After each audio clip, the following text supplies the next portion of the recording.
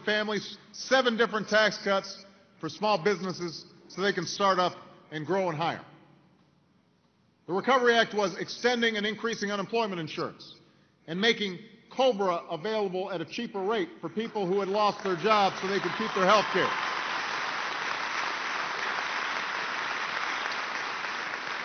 We gave aid directly to states to help them through tough times. Ted can testify the help that it provided to the Ohio budget so we wouldn't have to lay off teachers and firefighters and police officers all across this state.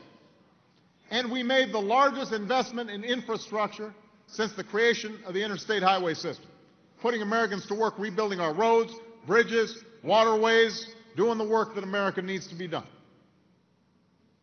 Now today, because we took those actions, the worst of this economic storm has passed. But families like yours and communities like this one are still reeling from the devastation that left in its wake. You know, at one of the companies at EMC where I went today, wonderful company, passed on through generations. They have hung on with their precision manufacturing, high value added. They can do things that can't be shipped off to China because they're so attuned to their customers' needs. But they had 77 employees, now they got 44. You know, that they want to start hiring back, but it's going to take a little time. The good news is they're starting to see orders pick up just a little bit. But it's tough. Folks have seen jobs you thought would last forever disappear. You've seen plants close and businesses shut down. I've heard about how the city government here is starting to cut into bone, not just fat. You can't get to work or go buy groceries like you used to because of cuts in the county transit system. And this all comes after one of the toughest decades our middle class has faced in generations. I mean, think about what's happened over the last 10 years, even before the crisis hit. This is a decade where some folks made tons of money. But so many others were just pedaling faster and faster, but they were stuck in the same place, sometimes slipping behind. The average wage, the average income over the last decade actually flatlined. In some cases went down. That was before the crisis. So for many of you, even as you found your paychecks shrinking, even as after the crisis you found the value of your biggest asset, your home, falling, the cost of everything else has gone up. Cost of groceries, cost of sending your kids to college, cost of retirement. And you've also faced the breakneck, unrelenting climb of costs for your health care needs. Now, here's the message I want you to take away. And we're going to have a lot of time for questions, but I want to make this absolutely clear. I did not run for president to turn away from these challenges. I didn't run to kick these challenges down the road. I ran for president to confront them once and for all.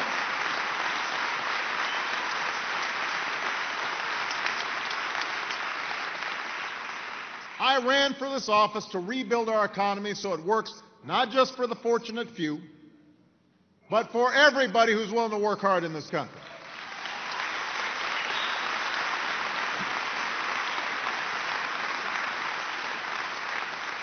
To create good jobs that can support a family, to get wages growing and incomes rising, to improve the quality of America's schools and lift up great community colleges like this one so that people are constantly learning, constantly retraining for the jobs of the 21st century, to make higher education affordable for the children of working families, and yes, to deal with the problem of runaway health insurance costs that are breaking family budgets and breaking business budgets and breaking our national budget.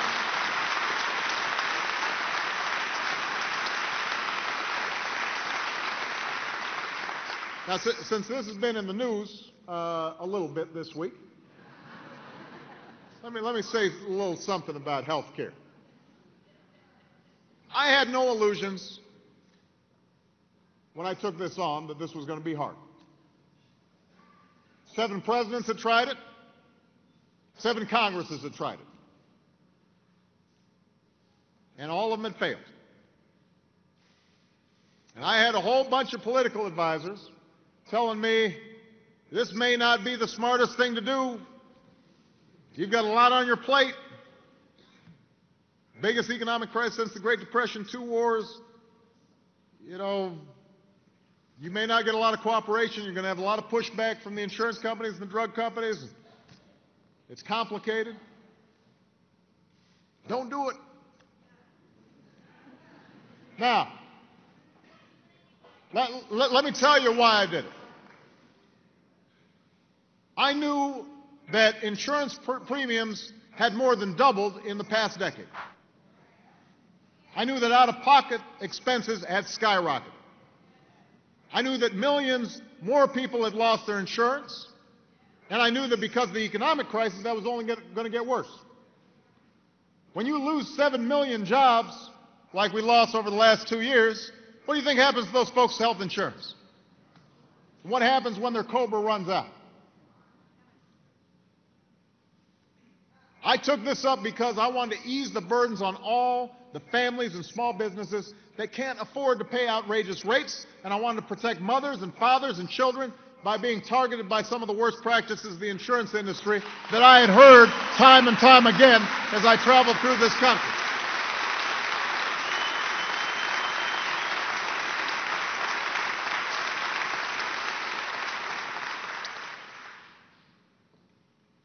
Now, let me dispel this notion that somehow we were focused on that and so as a consequence not focused on the economy. First of all I think about is how we're going to create jobs in this area. All I think about is how do we get banks lending again. I've been doing that the entire year. So have folks like Sherrod and Marcy and Betty. But what I also know is that health care is part of the drag on our economy. It's part of the eroding security that middle-class families feel. So here's the good news. We've gotten pretty far down the road. But I've got to admit, we had a little bit of a buzzsaw this week. Now, I also know that part of the reason is that this process was so long and so drawn out. This is just what happens in Congress. I mean, it's just an ugly process. You're running headlong into special interests and armies of lobbyists and partisan politics that's aimed at exploiting fears instead of getting things done. And then you've got ads that are scaring the bejesus out of everybody. And the longer it takes, the uglier it looks. So I understand why people would say, boy, I'm not so sure about this, even though they know that what they got isn't working. And I understand that why after the Massachusetts election, people in Washington were all in a tizzy, trying to figure out what this means for health reform, Republicans and Democrats. What does it mean for Obama? You know, is he weakened? How's he going to survive this? That's what they do. But I want you to understand, this is not about me. This is not about me. This is about you.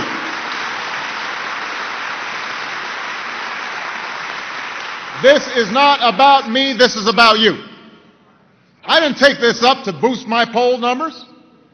You know, the way to boost your poll numbers is not do anything. That's how you do it. You don't offend anybody. I'd have real high poll numbers.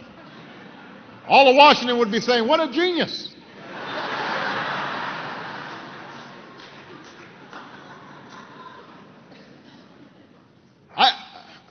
I didn't take this on to score political points. I know there's some folks who think, you know, if Obama loses, we win. But you know what? I think that I win when you win.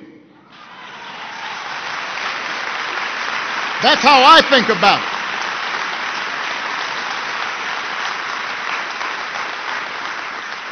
So if I was trying to take the path of least resistance, I would have done something a lot easier.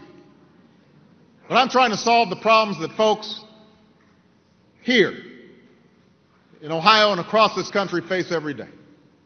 And I'm not going to walk away just because it's hard. We are going to keep on working to get this done. With Democrats, I hope with Republicans, anybody who's willing to step up. Because I'm not going to watch more people get crushed by costs or denied care they need by insurance company bureaucrats. I'm not going to have the insurance companies click their heels and watch their stocks skyrocket, because once again, there's no control on what they do.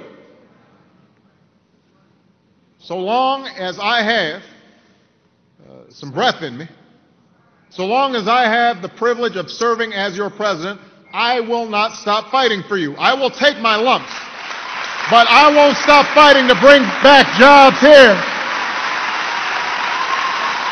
I won't stop fighting for an economy where hard work is rewarded. I won't stop fighting to make sure there's accountability in our financial system. I'm not going to stop fighting until we have jobs for everybody. That's why I'm calling on Congress to pass a jobs bill, to put more Americans to work, building off our Recovery Act, put more Americans back to work, rebuilding roads and railways, provide tax breaks to small businesses for hiring people, offer families incentives to make their homes more energy efficient, saving them money while creating jobs. That's why we enacted initiatives that are beginning to give rise to a clean energy economy. That's part of what's going on at this community college. If we hadn't done anything with the Recovery Act, talk to the people who are building wind turbines and solar panels. They would have told you their industry was about to collapse because credit had completely frozen.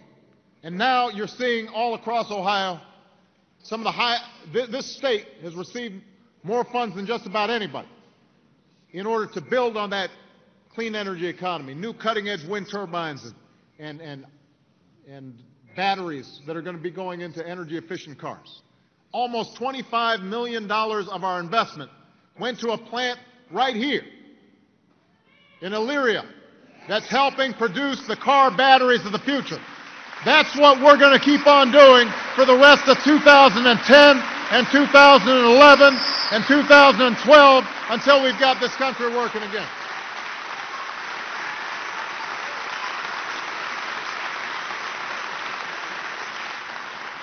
So long as I'm president, I'll never stop fighting for policies that will help restore home values, to redeem the investment that folks have made. We've seen some of those values return in some places, in some pockets, but it's still tough out there. We're going to have to do more this year to make sure that banks are responsive to folks who are working hard, have been paying their mortgage, but have found themselves in a tough situation. I'm not going to stop fighting to give our kids the best education possible, to take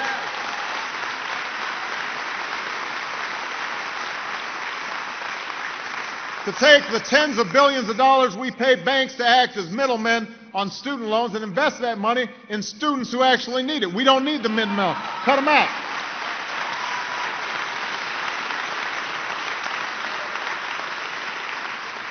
I won't stop fighting to give every American a fair shake.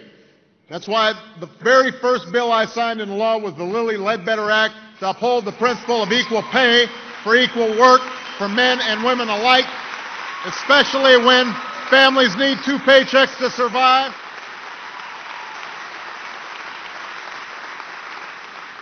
So long as I'm president, I won't stop fighting to protect you from the kinds of deceptive practices we've seen from some in the financial sector.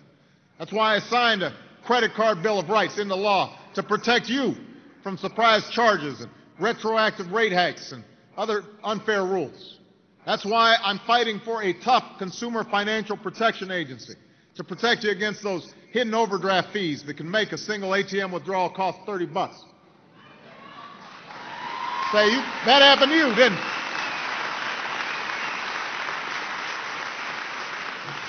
I won't stop fighting to open up government. Now, this is hard to do because we don't control every branch. But I can tell you, we have put in place the toughest ethics laws and toughest transparency rules of any administration in history. In history. By the way, this is the first administration since the founding of the country where all of you can find out who visits the White House. First time in history. And that's just one example of how we're trying to constantly open up the process. And so long as I'm president, I won't stop fighting to cut waste and abuse in Washington, to eliminate what we don't need, to pay for what we do, to rein in exploding deficits that we've been accumulating not just last year, but for the last 10.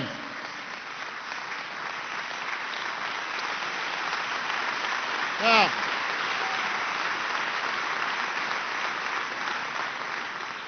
and I'm going to keep on fighting for real, meaningful health insurance reform. We expanded the Children's Health Insurance Program to include 4 million kids. We already did that. But we are also going to fight to hold the insurance industry accountable, to bring more stability and security to folks who are in our health care system. And yes, I want to make sure that people who don't have health care right now can get some. It's shameful that we don't do that. Now, these are some of the fights we've already had, and I can promise you there will be more fights ahead. I'm not going to win every round. But we're having a fight right now because I want to charge Wall Street a modest fee to repay taxpayers in full for saving their skins in a time of need. We want our money back.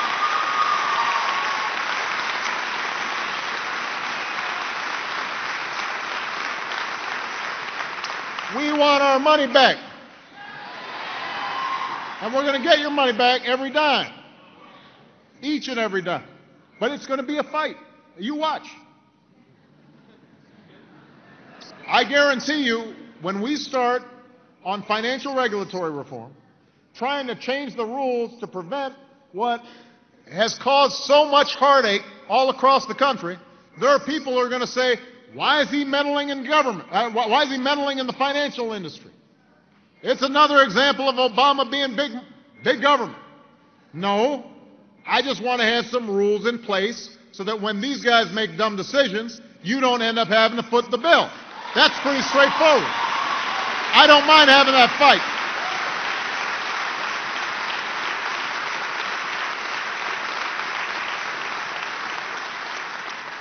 You know, I said at the beginning how much it means to me to be able to travel this country and how much it means for me to be here. And that is true now more than ever. Because there's no doubt that it's easy to get a pretty warped view of things in Washington. But then you start talking to the guys working on those machines, creating products all across the country.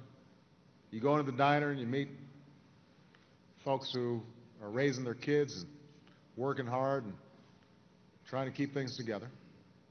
And I'm reminded of the strength and the resilience and the perseverance of the American people. I'm reminded of the fundamental character of the Americans that I'm so privileged to serve. It's that character that has borne our nation through the roughest of seas, a lot rougher than the ones we're going through right now. That's the character that will carry us through this storm to better days ahead. I am confident of that because of you. And I'm very grateful for all of you taking the time to be here today. Thank you. Thank you, everybody. Thank you. Thank you. Thank you.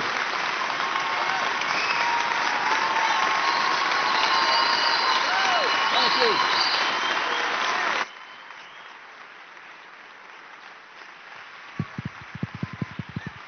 All right. Let's take some questions. You guys, everybody sit down. Sit back down. All right. So I'm just going to call on people. We're going to do girl, boy,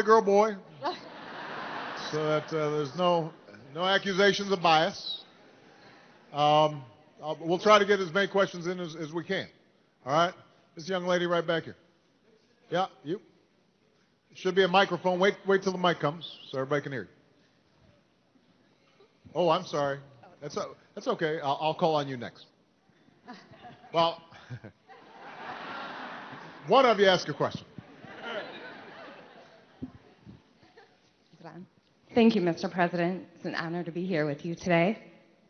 I work here in LCC's Financial Services office. I am proud to be part of finding pathways for students to attend college. I feel that a college education is a lifeline to the future of our citizens.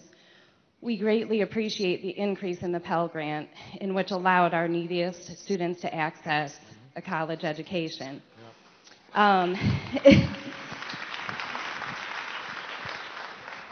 It increased buying power as college costs continued to rise. My question to you is, will your administration support continued increases to the Pell Grant so that our neediest students have access to higher education? The answer is yes. I want everybody to understand, we made, and this was with the help of the members of Congress who are here, made an enormous investment in higher education, making sure that young people could afford to go to great institutions like this. So we significantly increased the level of each Pell Grant, and we also put more money so that we could have more Pell Grants. Now, we want to continue to do this. I mentioned during my formal remarks the fact that a lot of banks and financial institutions are still serving as middlemen in the financial aid process, and they take out several $1 billion worth of profits from that. It turns out that actually it can be administered in such a way where these loans go directly to the students. And if you do that, then you're saving several $1 billion that can then be put back into the system. We want to get that finalized. We want to get that done. That will be an enormous boost. Now, one thing I have to say, though, even as we put more money into the student loan program, we are also trying to reach out to university presidents and administrators to figure out how can we reduce the inflation in higher education. Because the fact is that the only thing that has gone up faster in cost than healthcare is, guess what? Higher education. And the problem is, if we're not thinking about ways to curb the inflation, then even if we put more money in, what that money's buying becomes less and less. And so trying to find creative ways for universities to do more with less is going to be important. Now, in fairness to universities and colleges, part of the reason they've been having to jack up their costs is they used to get more support from the state. State budgets got into a hole, and then it became harder, and so they had to make it up on the tuition side. Nevertheless, what is also true, though, is just their general costs of operating have gone up in ways that I think we can improve. So we're going to be working on that as well. All right? Okay, I've got to call a gentleman, then I've got to go back to you because you thought that I called on you, and I feel bad. All right, this gentleman right here, in the tie. Yeah, he looks sharp. Okay. Mr. President, thank you. It's an honor to stand before you. Thank you. Earlier in your message, you mentioned our transit system. Obviously, we do need help, and we're in dire need to have some assistance there. But what I didn't hear anything is your interest in our steel mill. That's a big part of our community, and we desperately need help there as well. I just wondered where Washington stances on our steel mill. Well, thank you. I was talking to your mayor about this. Obviously, he's a big advocate for manufacturing in the region. I do not have all the details in terms of what's happening at the steel mill at this moment. But what we've done is we've set up an office in the White House just focused on manufacturing. Because it's my view that America's got to make things. Now, we're not going to make, I want to be honest, not all the manufacturing jobs that have gone are going to come back. And if people tell you they are, that's just not true. Because a lot of that has moved to places where the wages are just much lower. And I know that some people say, well, then we should just set up tariffs so that folks can't ship them in. But these days, the economy, the global economy is so interconnected that that's just not a practical solution. The solution is to find and I don't know the details of the steel mill here, but I know that the ones that have been successful, they do what EMC is doing as well, which is you find what's the high-end market. What's the market that involves a lot of technology, specialization, highly trained workers, quick turnarounds to spec so that the customers really feel like they're getting something special and different. That's how you compete, because that's something that a steel mill in China or in Brazil can't do. They can't compete with you being on the spot working closely with customers. So finding ways to develop specialty steels and so forth, that's going to be the key. Our manufacturing office will be working with folks here in town to see what we can do. All right? Thank you. All right, back to this young lady here. First, I want to start by saying that I am very grateful, to be here to meet you in person. I absolutely support you and back you. I feel like Rome wasn't built in a day, and I know that everybody's really impatient, but I know that with time, things can be turned around. And I believe that your intentions are really, really honorable in that. I appreciate that. Thanks. I am a single mother of 3, and I have 2 quick issues that are very important to me. One being that I have a 3-year-old who has just turned 3, who got lead poisoning last year and almost died. And I've called everyone, including the EPA of Ohio, and I cannot seem to get any response to this. Well, guess what? I guarantee you that somebody from the EPA is going to call you in about 5 minutes.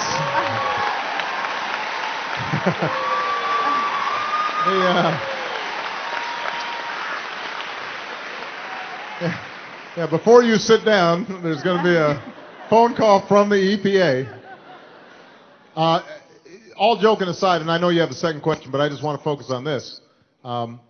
Lead poisoning, a lot of it from lead paint, from older homes all across the country and all across the Midwest, is something that we have to be more aggressive on. This is something that I worked on when I was a U.S. Senator. When I was a state senator, I am working on it as president, and I will find out directly from them how they can help not only with your particular situation, but what we're doing in this area in terms of lead abatement. Okay. Okay? The second thing is that I want to address to you is the unfair labor laws that they seem to have in some of these industries, as far as discrimination and different issues of that nature that don't seem to get addressed from the bigger companies. I have actually worked for Ford. I'm a full-time student now here at LC, gratefully. And even when I was working there, and I have my whole family has actually come up through Ford, and there's a lot of very unjust situations that come about, but no attorneys will deal with it, no one will talk about it, and it's always pushed under the rug. And I do owe what I have now to Ford because it was what was bread and butter for my family. But at the same time, it's not fair that even at this point, my mother still can't retire. She has to continue to suffer. Well, look, let me just say generally, one of the things that my administration has been able to do over the last year that does not cost money is just enforcing laws that are on the books a little more aggressively. Making sure, I mentioned earlier, equal pay for equal work. We are so past the point where it should be debatable that women get paid the same as men for doing the same job. And it is something that,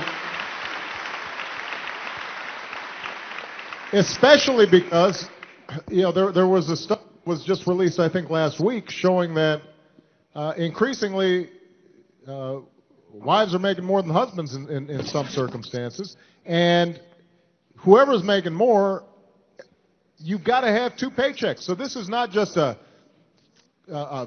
feminist issue, quote unquote. Sometimes guys say, well, why should I care about that? Well, let me tell you something. If your wife is getting paid fairly That means your family is getting paid fairly. And I want my daughters to be treated the same way as your sons. That's something we shouldn't be arguing about anymore. All right. Gentleman right back there. Yeah, it was the guy's turn. Yes, sir. Yes. My name is James Skurlock, and I'm an inventor. And I hold patent, U.S. patent number 7,397,731. Okay. And before I ask my question, I'd like to make a sales pitch. If you can use my patent in your next election, I think you can raise a ton of money worldwide. You should take a look at it. I will take a look. All right. If you can't use it, the government can use it, and I can build a multi-billion-dollar business here in Ohio. All right, we'll take a look at your patent. Go ahead. What's your question? Yeah.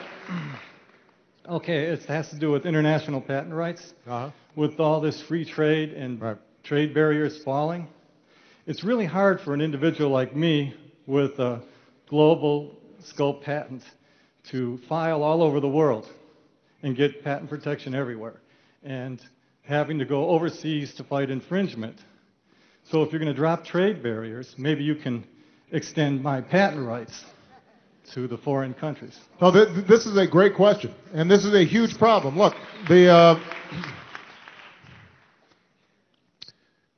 our competitive advantage in the world is going to be people like this who are using their minds to create new products, new services,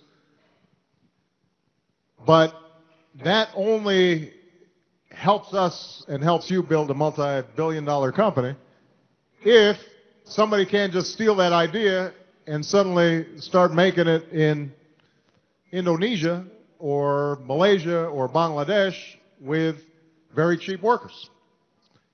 And one of the problems that we have had is insufficient protection for intellectual property rights. That's true in China. It's true for everything from bootleg DVDs to very sophisticated software. And there's nothing wrong with other people using our technologies. We just want to make sure that it's licensed and you're getting paid. So I've given instructions to my trade offices, and we actually highlight this at the highest levels of foreign policy, that these are issues that have to be addressed because that's part of the reciprocity of making our markets open. And so when I met with President Hu of China, this is a topic that at dinner I directly brought up with him. But as you point out, it's got to be sustained. Because a lot of times they'll say yes, yes, yes, but then there's no enforcement on their end. And one of the things that we're also doing is using our export arm of the U.S. government to help work with medium-sized businesses and small businesses, not just the big multinationals, to protect their rights in some of these areas. Because we need to boost exports. Can I just say, we just went through a decade where we were told that it didn't matter, you just keep on importing, buying stuff from other countries. You just take out a home equity loan and max out your credit card, and everything's going to be okay. And it looked for a lot of people like, well, the economy seems to be growing, but it was all built on a house of cards. That's what we now know. And that's why if we're going to have a successful manufacturing sector, we've got to have successful exports. When I went and took this trip to China and took this trip to Asia, a lot of people said, well, why is he going to Asia? He's traveling overseas too much. He needs to be, coming back home and talking about jobs. I'm there because that's where we're going to find those jobs, is by increasing our exports to those countries, the same way they've been doing in our country. If we increased our exports, our share of exports, by just 1%, that would mean hundreds of thousands of jobs here in the United States. 5%, maybe 1 million jobs. Well-paying jobs. So we're going to have to pry those markets open. Intellectual property is part of that process. All right, great question. It's a woman's turn now. You guys just put down your hands. Oh, okay. Well, this young lady right in front. We've got a microphone over here. You know, I would give it to you if I could reach, but go ahead.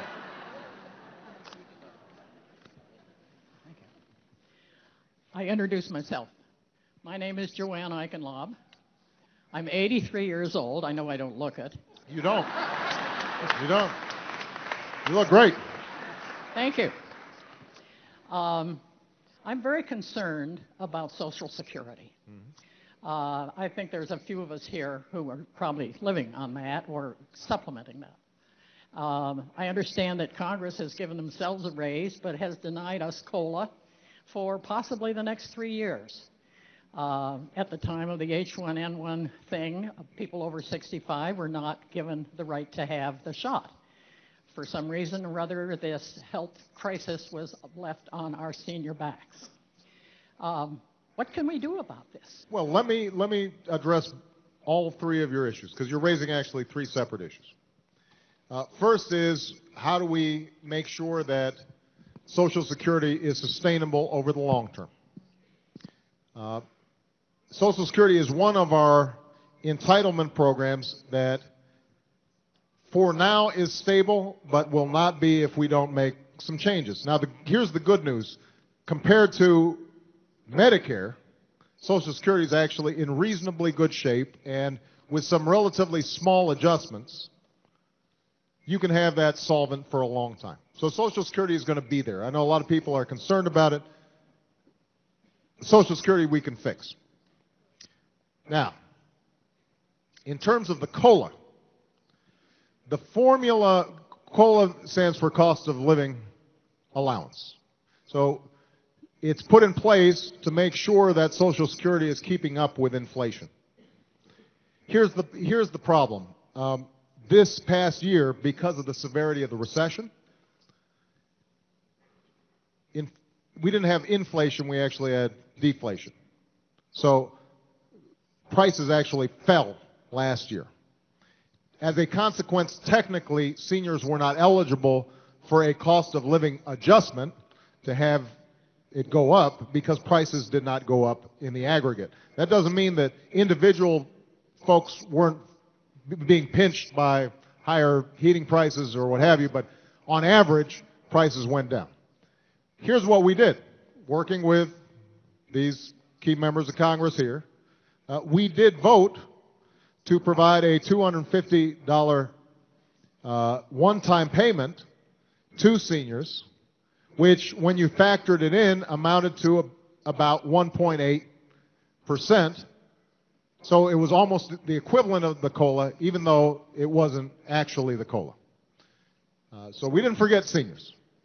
We never forget seniors because they vote at very high rates. So,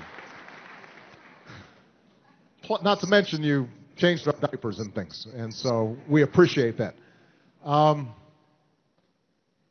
The third point that you made had to do with the H1N1 virus. The reason that seniors were not prioritized was because, unlike the seasonal flu shot, H1N1 was deadliest in young people and particularly children.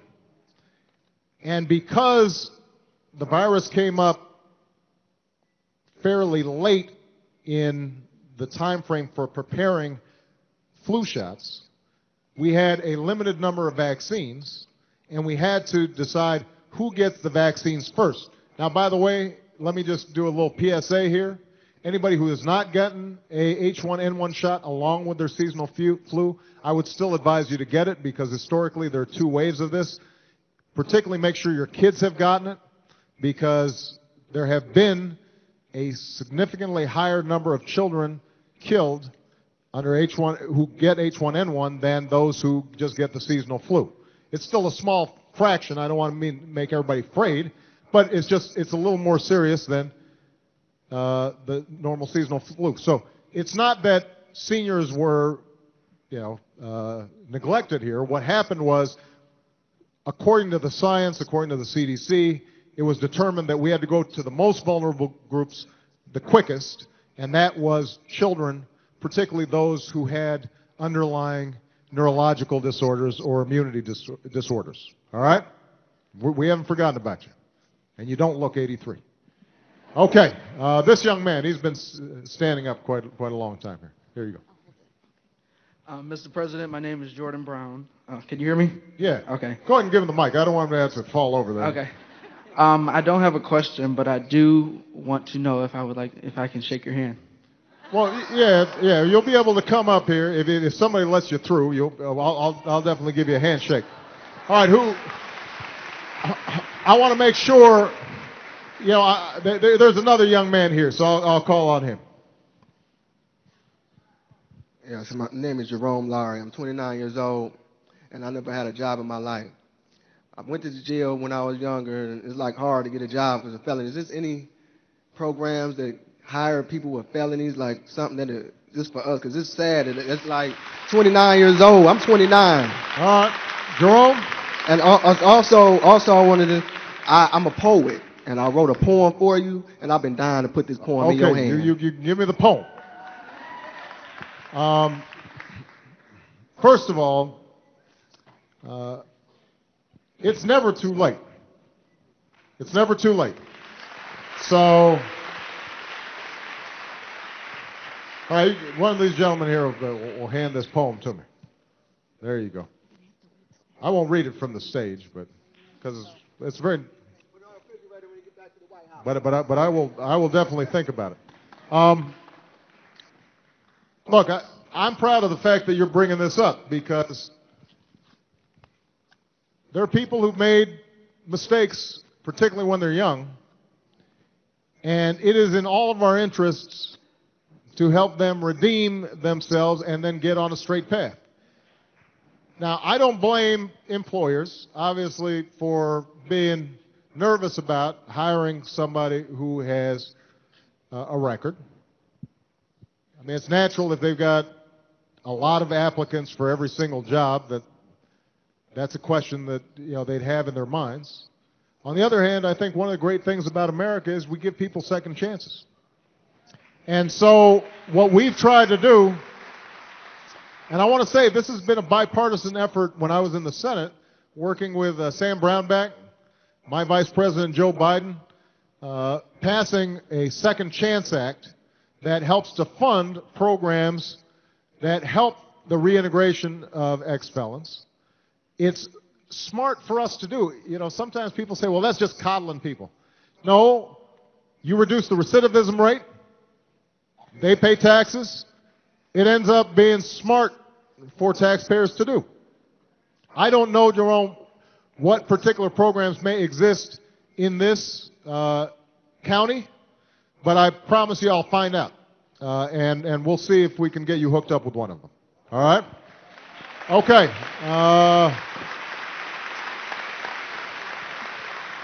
Right here. Yeah. No. Right here. Yeah. Go ahead. Mr. President, my name is Doris Young. I started a Great Lakes truck driving school in 2008 in Lorain County. I'm sorry, what kind of school? Great Lakes truck driving school. Cross driving school? Great, truck driving Great school. Lakes I'm sorry, truck driving school. Okay. Started in 2008. Our first year, we trained 287 people, and we placed over 70% of those people into jobs. At that time, there was enough money through the Workforce Investment Board to train those people. In the past few months, we've had a number of people on a daily basis coming into our school that's unemployed, but there are no training funds for truck driver training. And I want to know why that has changed. Well, the Recovery Act put a huge amount of money into retraining. We are now preparing for next year's budget, and I know that we have actually allocated additional money for retraining. I don't know specifically what's happening that would cause those dollars to dry up with respect to truck driving school. Let me see if I can find out. I'll have one of my staff get your card, and maybe we can provide you All right. some information. Okay. Here's here's the broader point, though. You know, this story of retraining has become so important. When I went to EMC, the precision tool making place, there were a group of guys, and one guy who said I should call him Jerry the Mechanic. You know, he shakes my hand, and he and his buddy are talking to me. I said, "How long have you been working here?" They said, 20 years. And I noticed that a lot of the equipment now is all digital and fancy compared to the old, machines on the other side of the building. I said, "Well, did you guys have to get additional training for this?" And they said, "Well, you know what happened was we used to work in this old plant, and we got laid off. We came here to Lorain Community College and took a 6-month, 12-hour-a-day course that completely retrained us, and that's what got us these new jobs, and we've been working for over a decade now at these new jobs." Now here's the thing. These guys, first of all, they weren't plants, as far as I know, unless the mayor's a lot slicker than I think.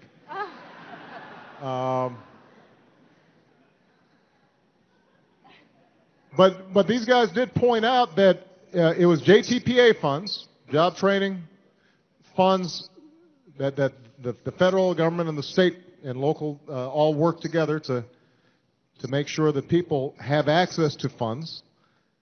They also said, though, during that time they were still working 8 hours a day because they had found sort of, lower paying jobs just to pay the rent while they were getting retrained. I said, "Okay, so you're working 8 hours, going to class 12 hours? Yeah." I said, "When do you sleep?" "Well, in between class and taking the shift." They did this for 6 months. I tell this story, one, to emphasize how important the community college system is in making our workforce prepared for the 21st century. I make the point because, number two, it only works if the government is providing some help for people to finance their educations, their retraining. But point number three is, even if you've got great community college, you've got the financing, you've also got to want it. You've also got to want it. Think about these guys. You work 8 hours, you go to class 12 hours, you're working, you're sleeping in between, doing that for 6 months. But because they were hungry and they had confidence about their ability to translate their old skills into new skills, they've had steady jobs ever since that allow them to support their families. Now that's the partnership between the government, the free market, businesses, individuals. That's what we're trying to forge. And that's why I get so frustrated when we have these ideological debates in Washington where people start saying how, Obama's just trying to perpetrate big government. What big government exactly that we've been trying to perpetrate here? We're trying to fund those guys who want to go to truck driving school. We want to make sure that they've got some money to get trained for a job in the private sector. When we passed the Recovery Act, these aren't all a bunch of government jobs. These are jobs that private contractors contract with the state or the city or the county to build roads and highways, the same way that we built the interstate highway system and the intercontinental railroad system. I mean, I understand how people have become mistrustful of government. We don't need big government. We need smart government that works and interacts with the private sector to create opportunity for ordinary people. But it can't be this constant ideological argument. People need help. We need to provide them a helping hand. That's what we stand for. All right. I've got time for only, unfortunately, one more question. I've been having a great time, but it is a man's turn here. All right. Is that you, Joe? Well, this is a ringer. I'll talk to you separately. This is a friend of mine. People will say, he called on a friend of his. I'll talk to you. I'll talk to you over on the side here. Go ahead. This gentleman right here. Thank you for taking my question. Thank you for coming here. I'm a 52-year-old businessman from Akron, Ohio. I want to create 1,200 jobs. I spent $60,000 of my own money to do a due diligence, travel to China with a German-designed turbine, and they're producing it now in China. I have rights to North America, primarily the Great Lakes. Two things that I'm challenged by is I am having a very difficult time raising money. So I'm not asking for a handout. All I'm asking is loan me the money. I'll account for it. Every dollar, I'll pay it back. Secondly, and I'm willing to risk millions in my 99% of my net worth. The second thing is that GE has a patent. And I believe in patents. And I listen to this gentleman back here, and I can truly appreciate what he's going through. But in this instance, GE inherited this patent from Enron, and it's created a wall so that they won't let people come in and build turbines in the United States. Now, the patent's going to expire very soon, but now they're calling it a royalty, but it's really a gate to keep people out. Is there any programs? I've talked to Governor Strickland, I've talked to Sherrod Brown, I've talked to Lee Fisher. This company was identified by the city of Akron and Donald Pasquale's visionary leadership down in Akron. But I want to bring this to the United States. I want to bring these jobs, and this is not about money for me. This is about creating jobs. I can feel for that gentleman that wants to work, and he should have a right to work. Let me respond. First of all, is there any federal programs that can help me? I just want to borrow the money to create this factory and create these jobs. Well, obviously I don't know about the particular situation, so I'll just speak generally to it. And if you want to get one of my team your card, then maybe they can follow up with you. But one of the things that we've done, or one of the things that we've seen coming out of the financial crisis, is that banks are still not lending to small businesses enough. The mayor and I talked about this. The business owners that I talked to will confirm this. And if you ask the banks why, they'll say, well, it's a combination of, in some cases, demand really is down.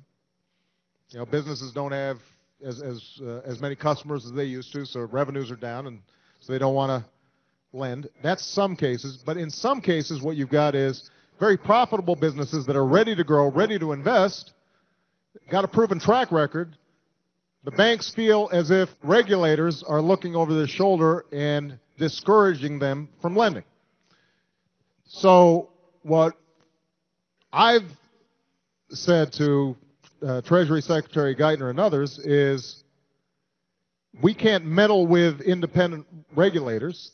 Their job is to stay apart from politics and make sure the banking system is sound. But there should be a discussion about whether or not we have seen the pendulum swing too far, where it used to be they just lend anybody anything, then they lost all this money, and now they won't lend people with good credit anything. That is not good for the economy. So what we try to do is to fill some of these gaps. In the meantime, for example, our small business lending through the SBA has actually gone up 70%. And we've been waiving fees, increasing guarantees, and what we're trying to do is streamline the process for SBA loans, because right now there's just too much paperwork. It's typical government not having caught up with the 21st century. And, you know, you can't have a 50-pound application form. People just, after a while, it's not worth it in some cases. So we're trying to do all those things. Now, with respect to patents, again, I don't know the particular situation. I will say this. It's important that we protect internationally intellectual property. It is also important, though, that we have a patent system that encourages innovation, but doesn't just lock in big monopolies that prevent new people from bringing new products into the system. The worst offender of this problem is actually the drug companies, because they will try to lock in their patents for as long as they can to prevent generics from coming onto the market, and that costs customers billions of dollars. And sometimes the drug company will redesign it so it's a caplet instead of a pill, and then try to get a new patent to get another 7 or 9 or 10 years of coverage. That is something that we've got to change. I don't know whether that applies to your particular situation, but we have to have a patent system that doesn't prevent competition. We want a patent system that encourages innovation. Now, I'm out of time, but I want to say one last thing.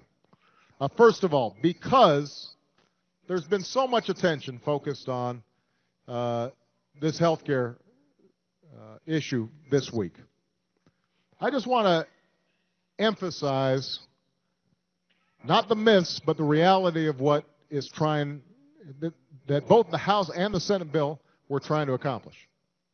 Because it's actually very simple. There are a bunch of provisions in it, but it's pretty simple. Number one, for those of you who have health insurance, we are trying to get in place reforms that make sure you are getting your money's worth for the insurance that you pay for. That means, for example, that they can't impose a lifetime cap where you really get sick and suddenly there's some fine print in there that says you're not completely covered. We're trying to make sure that there is a cap on out-of-pocket expenses so that you don't find out when you read the fine print that you've got to pay a huge amount that you thought you were covered for. We're trying to make sure that if you've got a pre-existing condition, you can actually still get health insurance. Because a lot of people have been banned from getting health insurance because of a pre-existing condition. One of the reforms we wanted is to make sure that your 26 or 27-year-old could, up until that age, could stay on your insurance so that once they get out of high school and college, they can stay on their parents' insurance for a few years until they've got a more stable job. So you've got all these insurance reforms that we're trying to get passed. Now, some people ask, well, why don't you just pass that and forget everything else? Here's the problem. Let's just take the example of pre-existing conditions. We can't prohibit insurance companies from preventing people with pre-existing conditions getting insurance unless everybody essentially has insurance. And the reason for that is otherwise what would happen is people would just wouldn't get insurance until they were sick. And then they'd go and buy insurance and they couldn't be prohibited. And that would drive everybody else's premiums up. So a lot of these insurance reforms are connected to some other things we have to do to make sure that everybody has some access to coverage.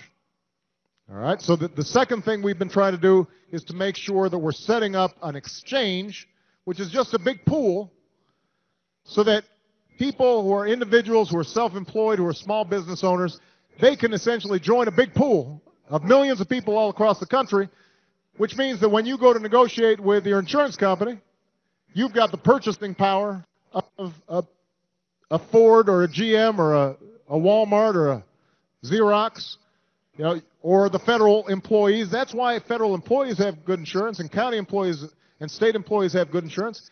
In part is because they're part of this big pool. And our attitude is, can we make sure that everybody is part of a big pool to drive down costs? That's the second thing we were trying to do.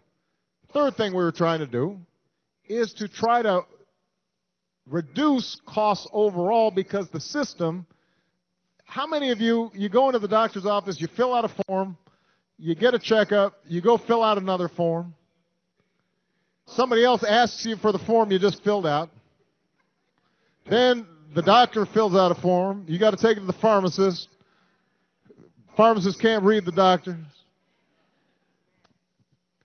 this is the only industry in the country that still does that.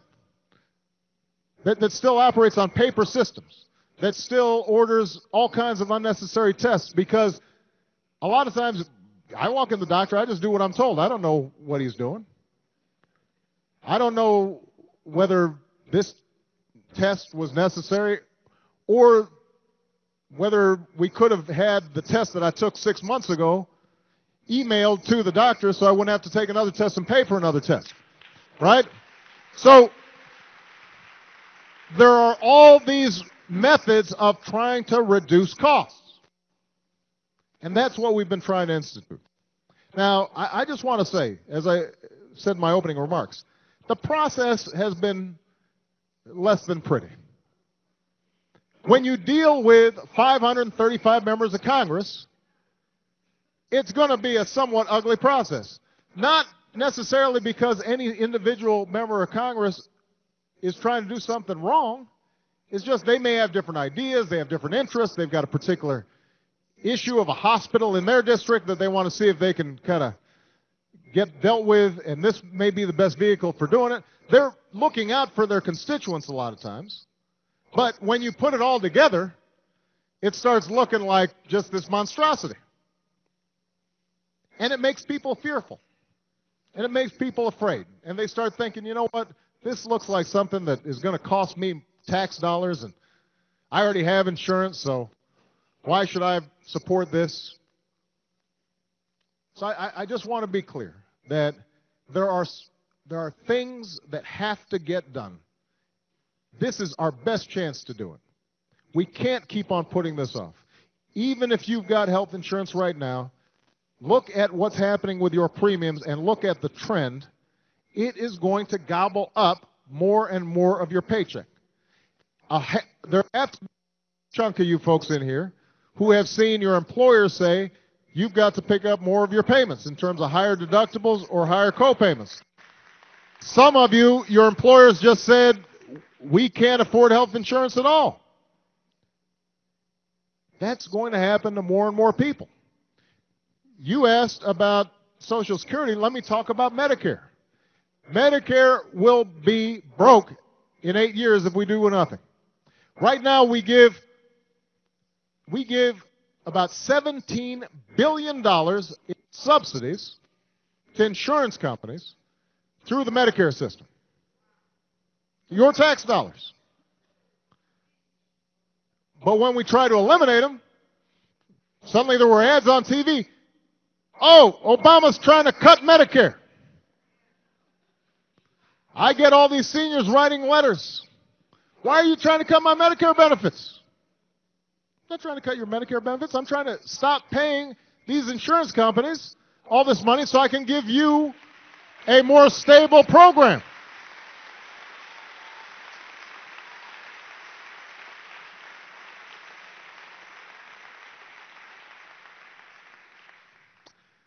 The point is this.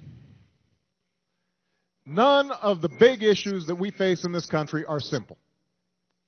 Everybody wants to act like they're simple. Everybody wants to say that they can be done easily, but they're complicated. They're tough. The healthcare system is a big, complicated system, and doing it right is hard. Energy. If we want to be energy independent, I'm for more oil production. I am for new forms of energy. I'm for a safe nuclear industry. I'm not ideological about this. But we also have to acknowledge that if we're going to actually have a energy independent economy, then we've got to make some changes. We can't just keep on doing business the same way. And that's going to be a big, complicated discussion. We can't shy away from it, though. We can't sort of start suddenly saying to ourselves, America or Congress can't do big things. That we should only do the things that are non-controversial. We should only do the stuff that's safe. Because if that's what happens, then we're not going to meet the challenges of the 21st century. And that's not who we are. That's not how we used to operate, and that's not how I intend us to operate going forward. We are going to take these big things on, and I'm going to do it, and you're going to do it because you know that we want to leave a better America for our children and our grandchildren, and that doesn't mean standing still. That means marching forward. I want to march forward with you. I want to work with you. I want to fight for you. I hope you're willing to stand by me even during these tough times because I believe in a brighter future for America. Thank you, everybody. God bless you.